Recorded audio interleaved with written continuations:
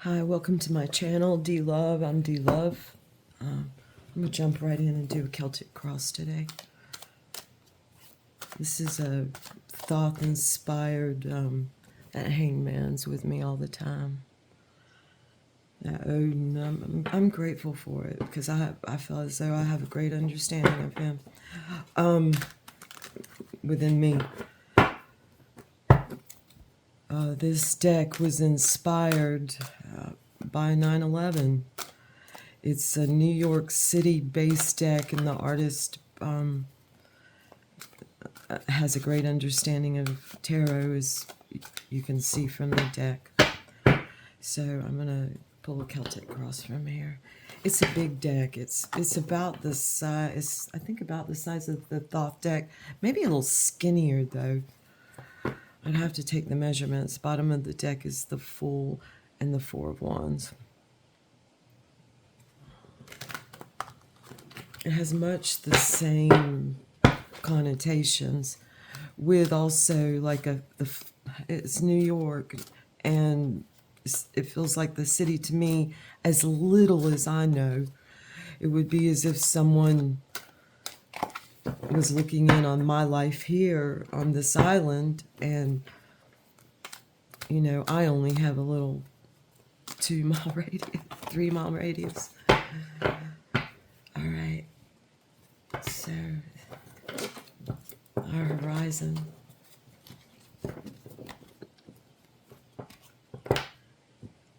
These are a little hard to shuffle. When I see a stop sign, I'm gonna stop. Okay, here we go. The middle heart of the matter is, wow, it's the Eight of Cups, and it's indolence. And this, it's beautiful in this card because it's like, okay, clearly we were having a good time celebrating. Everything was kind of going good, but then, I don't know, you stop cleaning up. You're like, now I got to clean up after the party, and you're like, was that worth it? Do I even give a fuck? Am I just going to leave it? I'm just going to leave it all, walk away just as it is, and not help? Let's say it's not your place. I'm just going to walk out and not help. Am I going to leave it worse than what I came? Nah. So indolence. Let's think about indolence. Actually, I know I have my thesaurus here. I'm going to grab it. Damn, this is small type. I'm going to look it up, though. I'm going to grab my tablet, and I'm just going to read a definition. If you could see my place, you'd be like, oh, is that some indolence going on right there? And I'd be like, yeah, but I'm trying to correct it. We go through stages. We go through stages, and we go through seasons, and that's okay.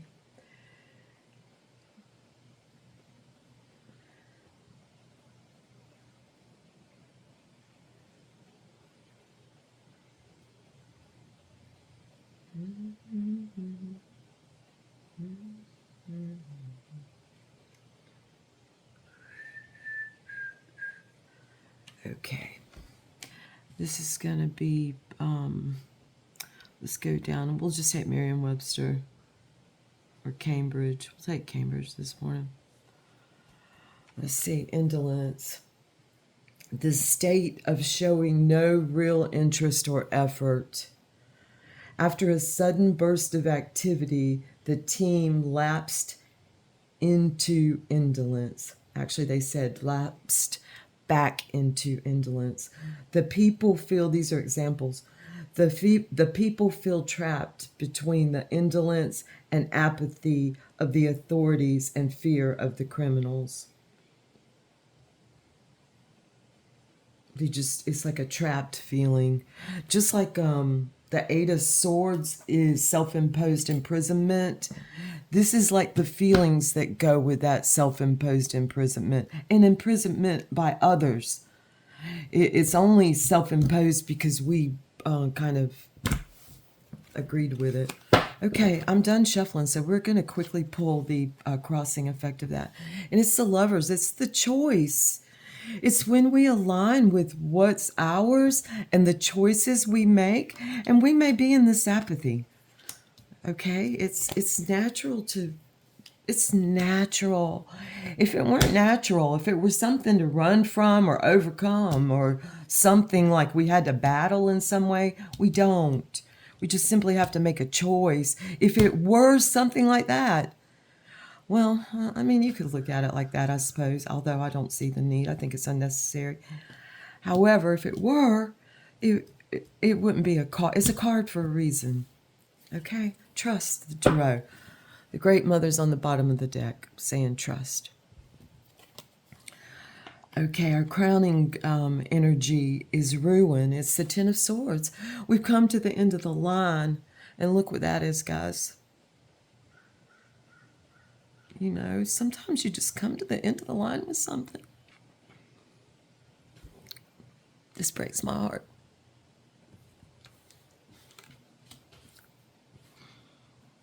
It's important to look through the ruins, however. It's very important. As much as you can, purvey what you can. Sometimes it's out of our range of vision, and that's okay too. Something may come back to you and you think, damn, what happened to that? And it's like, oh, I could use that right about now.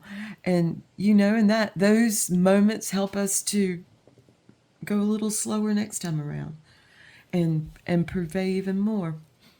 Okay, what's the grounding energy of this? Oh, that Four of Wands that we saw. And that's a real sense of completion, of coming around, what I was just speaking of. And it's teamwork. It's like, yeah, we have this where a solid foundation to build on in our passions. That's it. Four of Wands. Okay, and what are we going to do? Who's our team? Who are we going to rely on? I mean, this is what I'm going to rely on, myself. And then when I come together with people, I'm going to feel, are they self-reliant?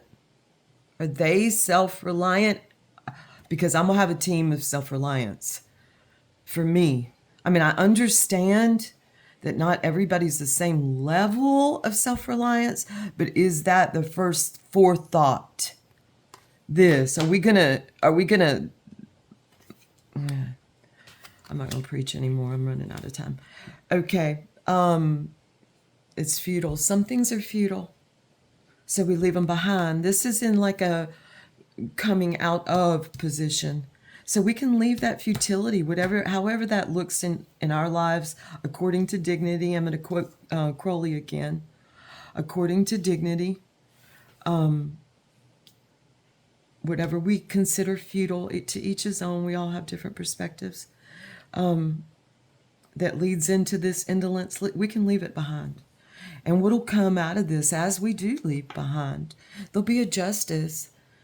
And there's a sense, and look at him holding that sword. Remember, this is post 9/11. There'll be a real justice. I want to put this crossing card up because this is coming together for a lot of people. And I do feel a lot of people are coming together and breaking the chains of taboo. It's fucked up. People try to put people in the grave before their time.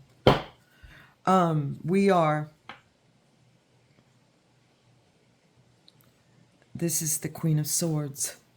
We are the painter. We envision. She envisions. We leave that out a lot because of her holding that head and all that. I'd say she holds her own head, but she holds others too. And she's willing to look at just the thoughts about things. She brings in that love. It's part of her always. It circulates not only in her chest and trunk area, it circulates all through her. She thinks fingers and there are fingers. Her thoughts are powerful and she paints a picture. She's a painter. We are painters, all of us. This is not just a she. This is us. This is we. This is he. This is us. It presents naturally with the love. It's part of it, of that feminine energy. It's a given. It's almost, I always think of Ryan 7. Well, from time to time when I think of where the differences are between feminine and masculine, where that line is, that edge, I think of him because one time he said something about a washing machine. That we sit on a washing machine, we feminine. So I'm fortunate. I'm very happy about that. Okay.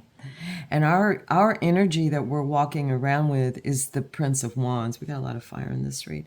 And that's the journalist. So we're asking the tough questions out there. Enough of us that they're resonating. The tough questions are resonating, and that's beautiful in my opinion. I love the journalist. Who, what, when, where, why, how, in order. And the answers just unfold. Okay, oh, beautiful. What do we fear most and want the most? We want change. And this is the Two of Pence, the Two of Pentacles, the Two of Earth. We want that change. We want that change within us, and we're willing to do what it takes. Are we? Are we willing to really look at ourselves and see, not necessarily from the camera view, but from our mirror's view, from our eyes, from ourselves, from all different perspectives? And that change does. We fear it most and want it most. It's only natural. Snappy often says, a reader, that I'm part of the community drawing down the dragons. He often says this is the toughest, and I tend to think that it's, yeah, I guess. But then again, once you get in on it, it just is part of you. It just becomes a pattern. Okay, and what's the general outcome? And that is our will. Our will comes out of all of this. And that's the Ace of Wands, and it's the spark of all will. Our will. Bottom of the deck, I'm past 15 minutes. This Empress, I've already showed you her. She brings the light and the love and the everything to it. Look at her. Beautiful. Okay, I'm going to put her right here as a bonding. And quickly read Gurdjieff. Look, I brought out the thesaurus thinking I was going to actually... It's not that small. Gurdjieff is smaller. I guess I could have. I just didn't want to have to go through all the indexing. Okay. All right. I'm going to quickly go back to Gurdjieff. I think I'm going to go where we were. All right. And read about the fourth way some more.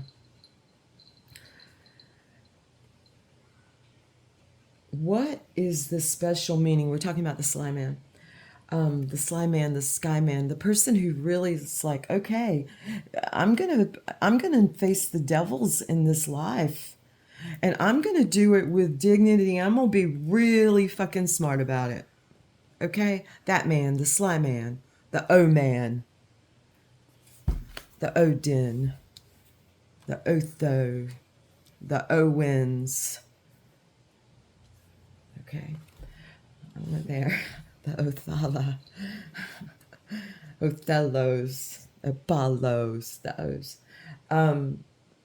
What do you understand by slyness? Okay, what is the special meaning attached to the word Sly Man? And here's Gurdjieff's answer to Uspensky. I went through a litany. Okay, what do you understand by slyness? question, indirectness. Yes, that was Uspensky's answer as question. I'm so humbled by this. Yes, many things one cannot get direct. This idea is very largely used in the New Testament. He brought it to the Bible. Only it is not called being sly. There are situations that are too difficult that one cannot go straight. It is necessary to be sly and go around things sometimes. Question, can anybody go by the fourth way? Answer, no. No. Because it needs understanding and efforts. One must be prepared for making efforts. Question, it's going to be my last one for now. How can anybody tell whether he has got the right way for him? Answer, by results. Oh, God. I'm going to stop there, folks. Thank you so much for coming to my channel. If you enjoyed this, I'm glad. I'm happy to do it for me, and it feels as though it resonates to some, and I'm happy about that.